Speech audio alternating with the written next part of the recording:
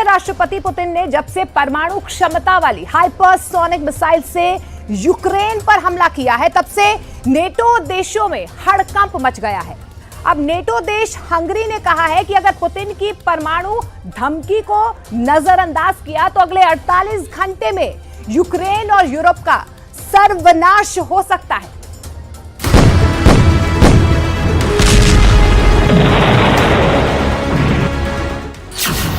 NATO देश का ऐलान, तीसरा विश्व युद्ध शुरू। 7 दिन के अंदर 1000 दिनों से चल रही रूस यूक्रेन जंग बड़ी तेजी से तीसरे विश्व युद्ध में बदलती जा रही है। अभी तक यही दावा किया जा रहा था कि रूस यूक्रेन एक दूसरे से जंग कर रहे हैं, जिसमें यूक्रेन का साथ नाटो के 32 देश दे रहे हैं। लेकिन अब रूस की तरफ से खुलेआम ऐलान कर दिया गया है कि रूस के ऊपर यूक्रेन की जमीन से नाटो देश अमेरिका, ब्रिटेन और फ्रांस सीधा हमला कर रहे हैं। पिछले 170 घंटे में रूस यूक्रेन जंग अब नाटो की जंग में बदल चुकी है। वॉर एक्सपर्ट्स के मुताबिक अमेरिका, ब्रिटेन और फ्रांस यूक्रेन के साथ मिलकर रूस पर सीधा हमला करने में शामिल हो चुके हैं। इसका सबूत नंबर 1 है अमेरिकी 6 अटैकम्स से रूसी इलाकों पर हमला। अटैकम्स वो मिसाइलें हैं जिन्हें यूक्रेनी सेना नहीं चला सकती है। अमेरिकी अटैकम्स मिसाइलों को अमेरिका के सैन्य कमांडरों, टेक्नीशियनों के जरिए रूस पर दागा गया है। वहीं दूसरा सबूत है ब्रिटिश स्टॉर्म शैडो मिसाइलों को भी यूक्रेन की जमीन से ब्रिटिश सैन्य अफसरों के जरिए दागा जाना, जिसकी वजह से पुतिन बुरी तरह से भड़क चुके हैं। जबकि तीसरा सबूत है रूस पर हमला करने वाले फ्रांस की घातक साजिश, जिसे लेकर रूस बुरी तरह से भड़क गया है। फ्रांस की स्पेशल फोर्स के 2000 कमांडो यूक्रेन की तरफ से रूस पर हमला करने के लिए पहुंच चुके हैं। जबकि नाटो देश हंगरी बार बार फ्रांस, ब्रिटेन और अमेरिका को चेतावनी दे रहा है कि रूस और पुतिन के साथ खिलवाड़ बंद करो, वरना विनाश हो जाएगा। меньшей дальности в Европе и Азиатско-Тихоокеанском регионе. Полагаем, что США совершили ошибку, разрушив в одностороннем порядке в 2019 году под надуманным предлогом договор о ликвидации ракет средней и меньшей. हंगरी की चेतावनी, 48 घंटे में महाविनाश शुरू। नाटो देश हंगरी के प्रधानमंत्री विक्टर ओरबान अमेरिका, ब्रिटेन और नाटो देशों को चेतावनी देते हुए कहा है कि अगर पुतिन पश्चिमी देशों को बड़ी और खौफनाक जंग की धमकी दे रहे हैं तो इस धमकी को बहुत ज्यादा गंभीरता से लेना होगा। पुतिन की धमकी को बकवास समझने की जरा भी भूल ना करें। पुतिन की धमकी में वजन, परिणाम और संकेतों को साफ तौर पर समझा जा सकता है। यूक्रेन ने जिन मिसाइलों से रूस पर हमला किया है, उसे अमेरिका की सीधी मदद के बिना नहीं चलाया जा सकता है। ब्रिटेन और अमेरिका दोनों ने लक्ष्मण रेखा लांघी है। मैं सिर्फ यही कहना चाहता हूं कि जब रूस अपने परमाणु शस्त्रागार को तैनात करने के नियमों को बदलता है, तो इसका मतलब साफ है कि ये कोई धोखा नहीं है, बल्कि महाविनाश की जंग का साफ तौर पर संदेश है। Ezeket az eszközöket a rendelkezésünkre álló hírek szerint az ukránok nem képesek célra vezetni. Ezek olyan rakéták, amelyeket kilőnek, és utána egy elektronikus rendszeren keresztül ezeket célra vezetik. Amihez a világ legfejlettebb technológiájára, hírközlési, távközlési, műholdas képességére is szükség van. Erős az a föltételezés, szerintem. रूसी सेना के साथ मिलकर कुर्क से पूर्वी Ukraine पर जबरदस्त हमले कर रही है। कुछ रिपोर्ट के दावों के मुताबिक हर दिन लगभग 1100 यूक्रेनी सैनिक रूसी सेना के हमलों में मारे जा रहे हैं। इस हिसाब से यूक्रेनी सेना अगले 10 दिनों में ही पूर्वी यूक्रेन से खत्म हो जाएगी। यानी यूक्रेन के पास सिर्फ 10 दिन बचे हैं। या तो नाटो का सबसे मजबूत और ताकतवर देश अमेरिका साथ दे, वरना यूक्रेन हार जाएगा। जरा नाटो देश हंगरी की राजधानी बुडापेस्ट का ये वीडियो देखिए। हैरान परेशान ज़ेलेंस्की नाटो देशों के नेताओं के इर्द गिर्द घूम रहे हैं। तस्वीर इसी महीने 7 नवंबर 2024 की है। ईपीसी शिखर सम्मेलन में हंगरी, फ्रांस, ब्रिटेन, इटली जैसे देशों ने साफ इशारा किया है कि ट्रंप अब युद्ध में यूक्रेन का साथ नहीं देंगे।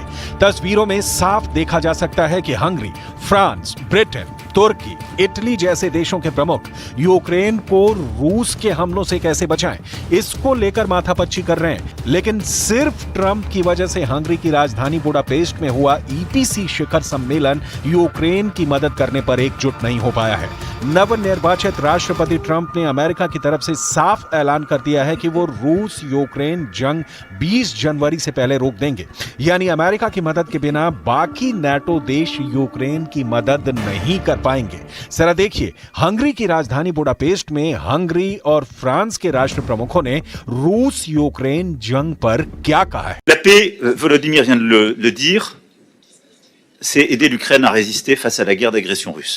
Il peut y avoir des différences de sensibilité autour de cette table.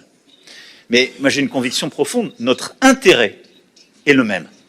Notre intérêt, c'est que la Russie ne gagne pas cette guerre.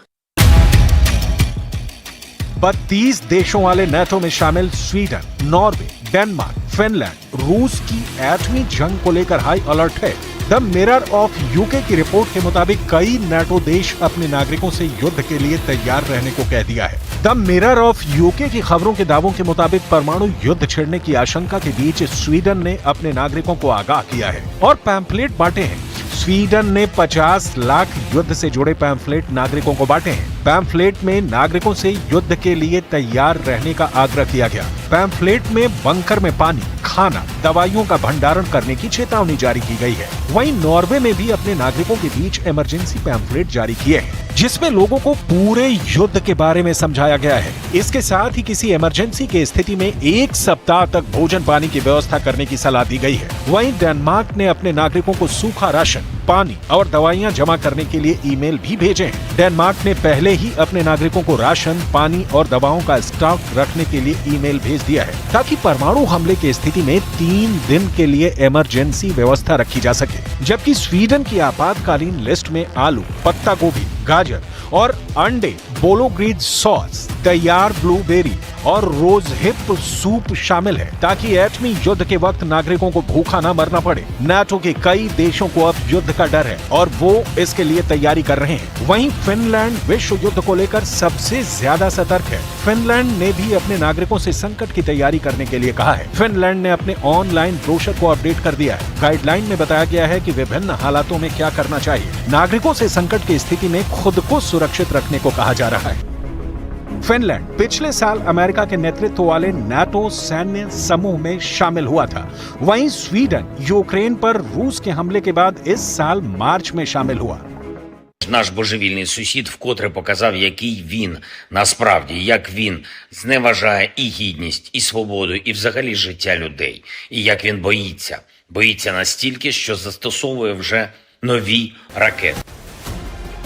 वहीं हंगरी के प्रधानमंत्री विक्टर ओर्बन ने नवंबर महीने में हुए ईपीसी शिखर सम्मेलन में नाटो, यूरोपीय और गैर यूरोपीय देशों के सामने डंके की चोट पर यूक्रेन की हार का ऐलान कर दिया था। हंगरी के प्रधानमंत्री विक्टर ओर्बन ने साफ कहा है कि मेरा मानना है कि यूक्रेन पहले ही रूस के आक्रमण के खिलाफ अपना युद्ध हार चुका है। विक्टर ओर्बन ने ईपीसी शिखर सम्मेलन में संदेश देते हुए ये कहने की कोशिश की कि जंग को लंबा खींचना बेकार है। यूक्रेन पहले ही रूस से जंग हार चुका है। हम आपको बता दें कि नाटो देश हंगरी के प्रधानमंत्री विक्टर ओर्बन रूसी राष्ट्रपति पुतिन और अमेरिका के नवनिर्वाचित राष्ट्रपति डोनाल्ड ट्रंप का कट्टर समर्थक और विश्वास पात्र माना जाता है। विक्टर ओर्बन शुरू से ही नाटो को लताड़ रहे हैं कि हम नाटो का पैसा यूक्रेन को जंग लड़ने के लिए क्यों दे रहे हैं। nukleáris erejük bevetésére vonatkozó szabályokat, amit doktrinának neveznek, akkor az nem egy kommunikációs fogás. जब से अमेरिका के राष्ट्रपति जो बाइडेन ने अमेरिका को लंबी दूरी की मिसाइल से रूस पर सीधा हमला करने की अनुमति दी है, उसके बाद से यूक्रेन ने अमेरिका से मिली लंबी दूरी की 6 अटैकम्स मिसाइलों से रूस पर भीषण हमला किया है। इसके अलावा यूक्रेन को ब्रिटेन से मिले स्टॉर्म शैडो मिसाइल भी रूस पर कहर बनकर टूट पड़ी है। रूस की तरफ से दावा किया गया है कि यूक्रेन ने 12 ब्रिटिश स्टॉर्म शैडो मिसाइलों से रूस पर हमला किया है, लेकिन रूसी एयर डिफेंस ने 12 में से 6 स्टॉर्म शैडो मिसाइलों को हवा में ही तबाह कर डाला है। अमेरिकी ब्रिटिश मिसाइल हमलों के बाद से पुतिन ने अपनी नई हाइपरसोनिक मिसाइल ओरेशनिक से यूक्रेन के नीप्रो शहर पर भीषण हमला किया है। ओरेस्टिक मिसाइल रूस की नई हाइपरसोनिक मध्यम दूरी की बैलिस्टिक मिसाइल है, जिसे रोक पाना लगभग नामुमकिन है। На применение американского и британского дальнобойного оружия 21 ноября текущего года российские вооруженные силы нанесли комбинированный удар по одному из объектов оборонно-промышленного комплекса Украины. तमंचे को तोप समझ बैठे ज़ेलेंस्की। नाटो और अमेरिका पर आंख मूंद कर रूस से जंग करने वाले ज़ेलेंस्की के लिए नाटो कोड साबित हो रहा है। इसे ऐसे समझा जा सकता है, जिस नाटो को ज़ेलेंस्की तोप समझ रहे थे वो नाटो पुतिन के सामने तमंचा साबित हुआ। यानी नाटो और अमेरिका की वजह से यूक्रेन ऐसे हालात में पहुंच गया कि जहां दोस्त बना नाटो भी यूक्रेन के लिए दुश्मन साबित हो रहा है। यूक्रेन के लिए नाटो की ताकत तोप की जगह तमंचा साबित हो रही है। इधर अमेरिकी मीडिया CNN के साथ बातचीत में नाटो के पूर्व कमांडर जेम्स स्टावरिडिस ने जो भविष्यवाणी की है वो हैरान करने वाली है। जेम्स स्टावरिडिस ने कहा है कि रूसी राष्ट्रपति व्लादिमीर पुतिन यूक्रेन के 20% हिस्से पर पूरी तरह से कब्जा हासिल करने के बाद जंग रोक सकते हैं। सेवानिवृत्त एडमिरल स्टावरिडिस के मुताबिक हालांकि पुतिन यूक्रेन के सिर्फ 20% हिस्सा लेकर खुश नहीं होंगे। जेम्स स्टावरिडिस ने कहा है कि पुतिन यूक्रेन के 20% हिस्से से नफरत करेंगे, ठीक वैसे ही जैसे यूक्रेनियन अपने देश के 20% हिस्से पर पुतिन के कब्जे वाले हिस्से से नफरत करेंगे। जेम्स स्टावरिडिस ने यह भी कहा है कि अगर ट्रंप 24 घंटे में रूस यूक्रेन युद्ध को समाप्त करवा देते हैं तो मैं उन्हें नोबेल शांति के लिए मतदान करने वाला पहला व्यक्ति बनूंगा। कुल मिलाकर अब रूस को ना सिर्फ यूक्रेन से जंग करनी पड़ रही है, बल्कि पर्दे के पीछे से नाटो देशों से भी जंग करनी पड़ रही है। ऐसे हालात में पुतिन अगर चुनिंदा नाटो देशों पर बड़ा परमाणु हमला कर दें तो इसे लेकर कोई आश्चर्य नहीं होगा।